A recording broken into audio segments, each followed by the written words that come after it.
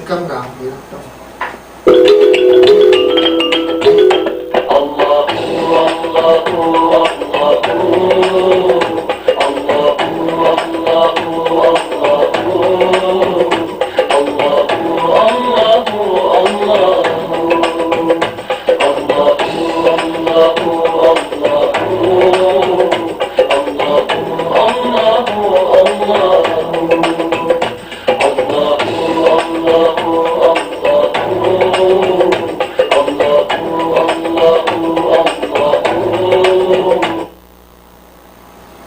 أعوذ بالله من الشيطان الرجيم بسم الله الرحمن الرحيم أشهد أن لا إله إلا الله وأشهد أن محمدا عبده ورسوله. I seek refuge from the evils of Satan, and I begin in the name of God Almighty, the most gracious, the most merciful. Dearest and most beloved divine brothers and sisters of Islam, brothers and sisters in the concourse of humanity and the fraternity of religions, I pray that may the peace, may the mercies and the blessings of God Almighty Subhanahu wa Ta'ala be with one and all. Welcome to this day's presentation of the teachings of Islam, striving to bring peace, harmony, knowledge and wisdom into your homes by your permission, by God's permission, and in the corners of the earth through the medium of electricity, television, radio and YouTube. Once again, welcome to this, the presentation of the teachings of Islam. My most dearest and beloved and divine brothers and sisters, today we take a bit of a change from the normal style of using the Holy Quran, teachings of the Holy Prophet. Sometimes, as you know, we use the Bhagavad Gita, the favorite translation of which is Mohandas Karamchand Gandhi, the late, which we use here, the Holy Bible, to bring universal peace and goodness. The electric teachings of Islam teaches, learns, educates from all the various holy books and various religions. This is the purpose, the function of the religion of Islam.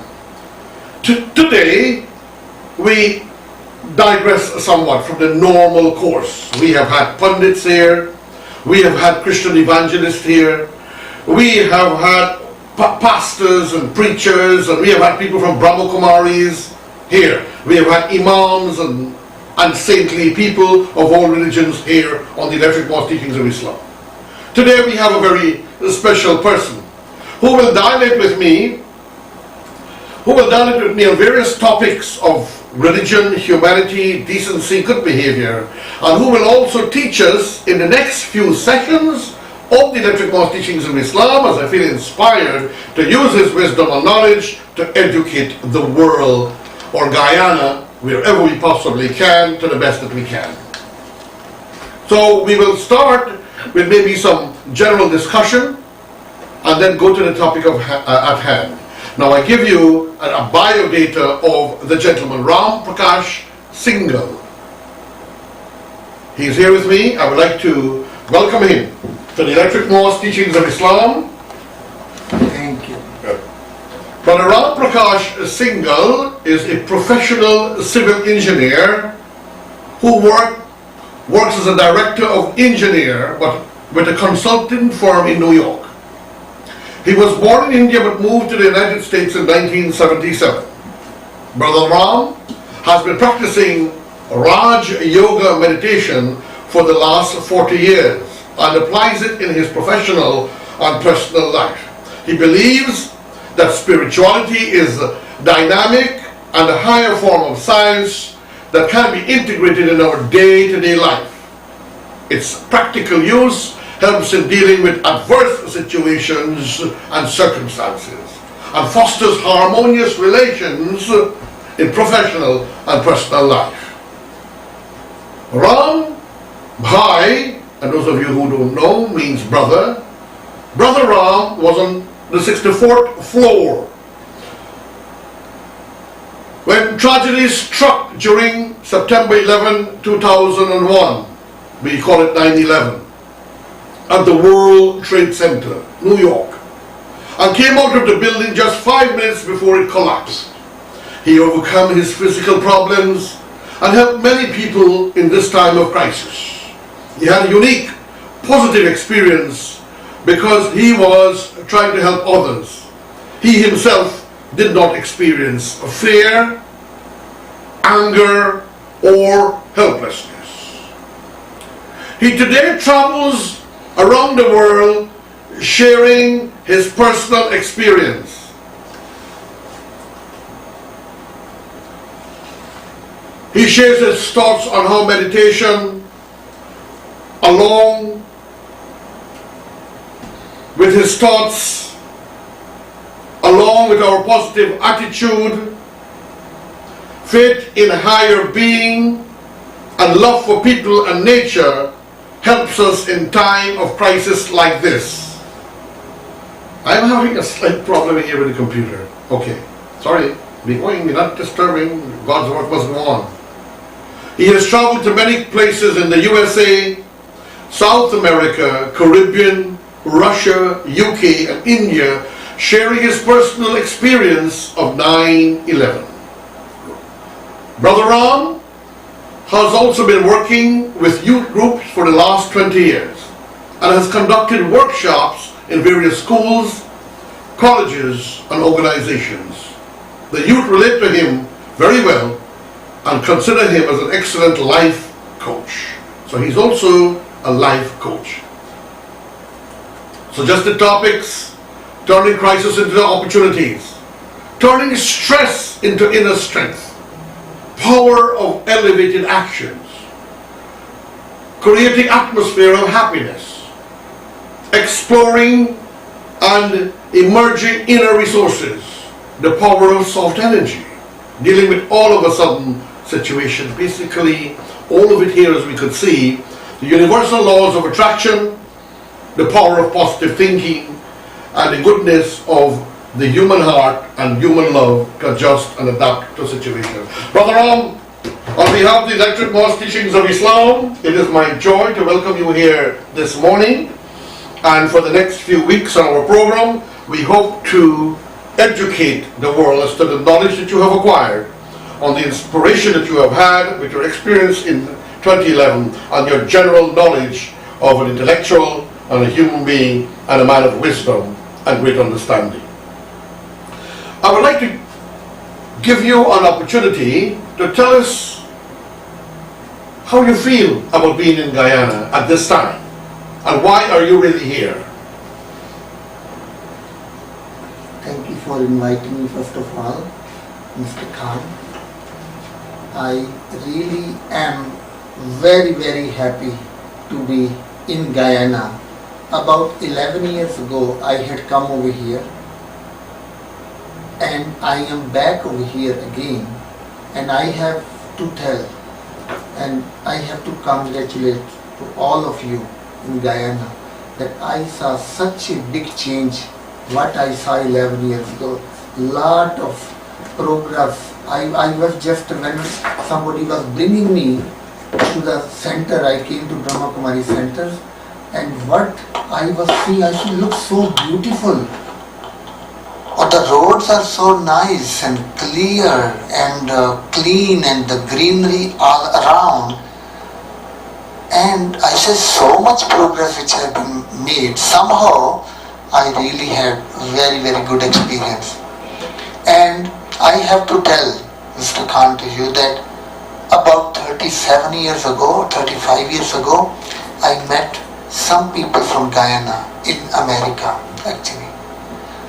Looking at them, I had the feeling that this is where, because I used to talk to them, I used to notice that they are Western culture, as well as they have not forgotten their roots. And it could be from Indian background, it could be from Chinese background, it could be from black background, it could be from Muslim background. I felt they were all as if there is no difference. Everybody is celebrating all the festivals of all the religions. Like there is hardly any difference. For what I noticed in Ghana was that everybody feel every other festival is their own festival. This is one of the greatness of being a Guyanese. And sometimes I find that the Guyanese people don't realize how fortunate we are because they take it for granted. That's it. In this country, we are a beautiful, I will call it a melting pot of civilizations, of humanity, of cultures, religions and traditions. This is what I find. See, that is what I really felt, that if you want to see a balanced life, if you want to see the balanced personalities, and I have to agree with you, sometimes we don't know how fortunate we are because it is part of our life. We just see it natural way. But an outsider, and I am from India, like for example, I am from India, my love for India increased when I met Guyanese people.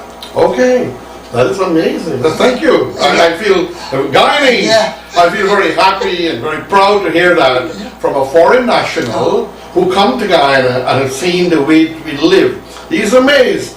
He comes into our home, into our offices, into the stores, the businesses, the schools, and he look around and he see that mixture, that blending of humanity that is so very difficult and rare to find. Let us, the people of our country, celebrate what I will term to the festival of colors of the humanity that we have in this country.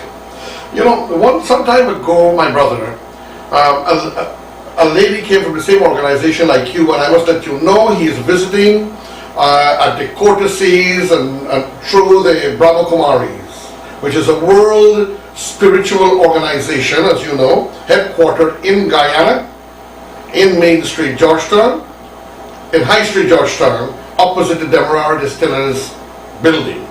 Very famous organization that work to educate and develop people as the techniques of spirituality, to touch the inner core of their humanity, their spirituality, and to unite religions, to teach power of positive thinking, stress management, anger management. Is one of those of you who have any of this or need to get the knowledge of meditation, please visit the Brahma Kumari Center in High Street, Georgetown. If some of you cannot get there, you don't know how to get there, make contact with yours truly at 226-7541, and we will try to help you to get there or to advise you how you can make the benefit.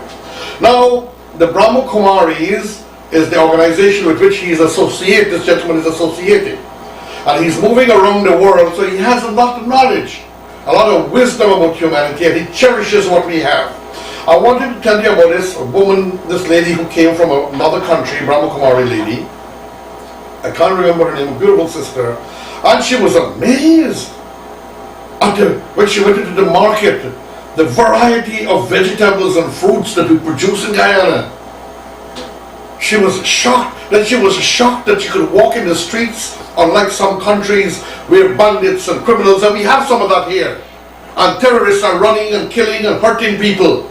And she was also amazed that we're walking in our streets and we're not congested with too much of people to feel a kind of an inconvenience. She said that we are very fortunate to be living in a country like Guyana. And so I call upon the people of Guyana, this time when the election is in the air, at the time when politicians tend to create trauma and turmoil and even work the race card. Let the people of this country, please do not allow yourself to get excited. Live your life, vote for who you want, vote for issues, and let's protect, save our country and build a great national sovereignty of humanity and peace. Any more comments from you on that? See, one thing I have to say, that I know Guyanese people for many, many years. They are so creative. They are resourceful. They will repair anything. They will make something out of nothing. Like I have to tell you, last night my badge, this badge, it got broke. I said, oh my gosh, what am I going to do now? how I can go without badge anywhere. And I gave somebody over here at the center. I said, no big problem. We fixed it and put it back on it. Now it's a small thing, but what it shows is that they just don't think any problem is a problem. They just look for the solution. Sometimes our people don't realize the level of the instrumentalities and the blessings that we have in this country. And sometimes they tend to forget that. For example, as you heard, that I am the maker of rickshaws in Guyana. Rickshaws are the three-wheeler, as you all know, from the RKS EcoStar Motors. And when we got it all in parts, it was a very great difficulty for us to put it together. And in a couple of weeks we managed to get it together and were able to build them. And the people in China who supply us most of the parts were shocked that within such a short period of time we could have mastered the art. It takes them months to put together a new model. This is the power and the greatness of our people, the instrumentality, the blessings that we have. It's nice of you to hear that from you. Now, we have many things we want to talk on, my beloved and divine brothers and sisters of humanity, that we want to cover, most of it which is based on his knowledge and his wisdom.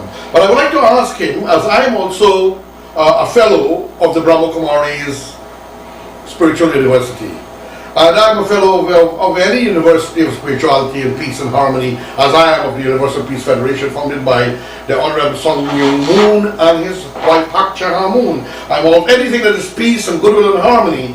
I'm a part of that, and that is why I'm a part of this beautiful organization that preaches only peace, goodwill, love, and harmony. How did you get into the Brahma Kumaris? What inspired you? I got into Brahma Kumaris when I was not even 22. I was just reaching 22 years. And I had just finished my engineering. I'm a civil engineer by profession. And I could have never imagined myself becoming a spiritual person, because in my college I did not have that inclination. But when I came in contact with Brahma Kumaris, what I felt, because it just happened that they stayed in our house for about 3-4 months, and I saw them closely. What I noticed from them was they belonged to the good families. They could live their nice life, but they chose this path. I used to see them that they will work hard whole day. They will have simple food. They will totally immersed in serving other people, and at night time so simple food, and they're so happy. And I said, something must be happening. Always smiling. Always smiling. And I said, how can, and you know when the smile is artificial, when it's natural. No matter how much the situation is bad and tenfold, they're smiling. They're smiling. I found it out. I found it. I'll talk to you as we go on. If I had met them only one time. So hopefully you all will learn about some of that from the Brahma Kumaris. See, even supposing you met 1 or 2 times, then you say, oh, they can make up, they can smile. But when you see them in and out, 3 months, 4 months, you know that is not artificial. That is not, they are not trying to force the smile on their faces, but it's part of their face. It's part of their inner, I think, and that is where I actually learned. When people say face is the index of mind, I really felt whatever is in your mind actually does project on your face, and it becomes so natural, because you can see the difference between natural smile versus forced smile. Because whatever you are inside, it shows that. In your eyes it shows, body language shows what is in. You're so right. Many times you see people give you a forced smile like a grin, right? And then you know when the light comes from the blessing and from the light, when the smile comes from the light within, the Nur of God, Nur Allah. That's right. Nur. Yeah, you know that it's coming from within, from something divine. Now, I have also found it when I go into my meditation mode, and even when I'm not in the meditation mode, many times I'm smiling. So sometimes I say, why am I smiling? You know, then I'm going to meditation, and in the process of meditating, I'm smiling. I think you tried to explain this to the other day when I heard you talk, and I'm smiling when I'm hearing you talk, because you're smiling all the time. I'm always happy. I'm always joyful. So I found that out. Once you have you've cleansed the heart, I think, and it's very scientific, the soul of burdens and mental pressure, you're kind of a liberated soul. And then you can afford to smile in meditation and out of meditation as a matter of living. See, actually then I started to say, you are not only meditating when you are sitting in meditation. You could be meditating whilst even talking to each other, whilst going in the train or driving or doing the dishes or sweeping the floor or doing big executive work. Anything you could be doing, but you could be in the state of smile because internally you are talking to the people, thinking that he is, she is my brother, my sister. And the smile is very much magnetic. And then also it's contagious. Contagious and it's like a beautiful disease. And people even feel people even feel that they can do things with the business with you. Why I see when it becomes natural in part of your life, actually people can notice that you are a genuine person. That is true. That is such a beautiful You know why, statement. Mr. Khan, why I am seeing lots of times certain people you see, you don't want to deal with them. You know, sometimes you see some people say, you know what, I am praying every day. Hindus, Muslims, Christians, but you find them, I'm praying every day, I'm praying every day, I pray, 1,000 times this, that, per day, 2,000 times. But you can notice, and I'm not being critical, just being a positive observer, that there is annoyance in them, there is pain, there is vexatiousness, they don't smile, they quarrel all the time. I've seen this. So now in the Islamic case, first of all let me speak about my Hindu brothers. Sometimes some of them pray plenty, and they will tell another person, and even the Muslims, and even the Christians, you need to pray. You need to go to church, you need to pray. Go to church and pray. And the way they're doing it, they're humiliating the person and hurting that person's feelings, and you can see in their own face a lot of bitterness. It could happen to anyone of any religion. Sometimes you go to the mosque, you see people praying with vexatiousness, but they're fulfilling that timely prayer. Or a Hindu doing something in their temple, but when you see them coming out, they're coming out with they're fulfilling the regulation of the prayer, but something is wrong inside. You see some Christian evangelists preaching and teaching, and when they come out, they're picking fight with other people. My religion better than yours. Only this can save you, and so forth and so forth. I think we, as a people, we need to clear our hearts and our souls of this burden of pressure, and to respect other religions and other peoples. And if we believe that our religion or our teaching is the best, you don't propound it, you don't beat it into the hearts of humanity, of people. You live it. You live the goodness of your religion so that you can impress other people, you can inspire other people about your religion, and realize your religion and your works and is a beautiful and a good thing, and we can create harmony through that. Any comments on that? No, I think I have to agree with you on all the points, and what I start to feel is that I don't think of what people are doing wrong. I start to see what can I do right. This way people are only seeing what is good rather than what is wrong. Somehow I have found that as you were mentioning that we were learning positive thinking, and I really noticed one time I experimented with myself. I stood in front of the mirror and I started to think positive, good about somebody, nature, or my situation. I noticed I was smiling when I was thinking positive. And other time I started to think bad about person or nature or my situation, circumstances. My face was withering. I said nothing has changed in me. My situation has not changed. The person I am thinking about is not even around me. How come it's affecting me? That is where I felt that Before I even affect anybody, my thinking affects me personally. And positive thinking is bringing joy in me, and anytime I am thinking negative about something, it is really disturbing me, it is damaging me, and it is hurting me. And that is where I said to myself, now be your own friend, smile, think positive, you take up a challenge. Under all circumstances, you can turn any negative situation into a positive. The religions, all the religions have taught that. To thy own self be true. Yeah. All the holy books. Yeah. The Bhagavad Gita, the Bible, to thy own self be true. Yeah. Because if you cannot be true to yourself, and in some or another, I cannot speak of anything. There is a saying, you can teach or preach only what you are. Nothing more. that is correct. And that is where I have seen in my life that I will share my experiences of my life. I will experiment with myself. This particular situation, it is negative. How can I turn into positive? So we have for this program, there is an introduction of a few more to come. So keep in tune.